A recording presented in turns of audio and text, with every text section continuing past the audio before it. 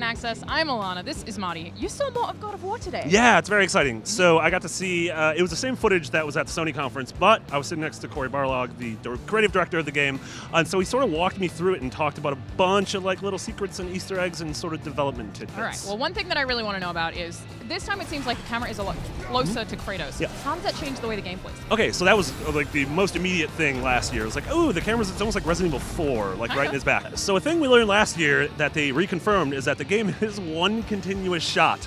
The game does not cut. So throughout this entire adventure, the game doesn't cut. I'm so sold on that. And I'm like, why? How is that possible? And so the camera's sort of there because they're like, his big thing with this is like he wants you to go on this journey with Kratos and his son, and he wants you to be there literally every step of the way. That's beautiful. I find that super cool. Well, yeah. have you learned any more about their relationship? What's going on there?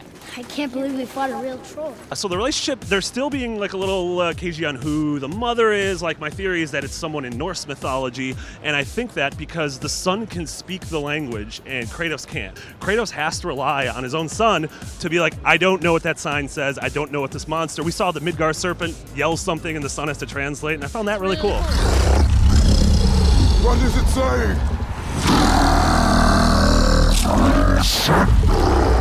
He wants to help us! So they said they definitely wanted this demo to focus on telling people like, yes, classic amazing God of War combat is back. We saw that in the demo where he switched from his axe to, he had the shield that sort of turned into a blade, he was using magic. One really cool thing is that you sort of have a sun button, and it's like, depending on what you're looking at, your son will do things. And so there was one where in the middle of combat, he jumped on an enemy's back and stunned him, and that allowed Kratos to get an attack in. It is simply a target.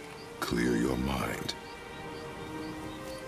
They wanted to make sure that there are characters in the world that aren't enemies. There's a guy, he throws an axe at a guy, and the guy makes sort of like a quirky comment. And that's actually, he's one of two twin dwarves, and they actually act as the shop in the game. So you see them throughout the world, and you buy weapons and upgrade weapons from them. That's really cool. We'll get some depth in NPCs there. Yeah. I'm super excited about this game.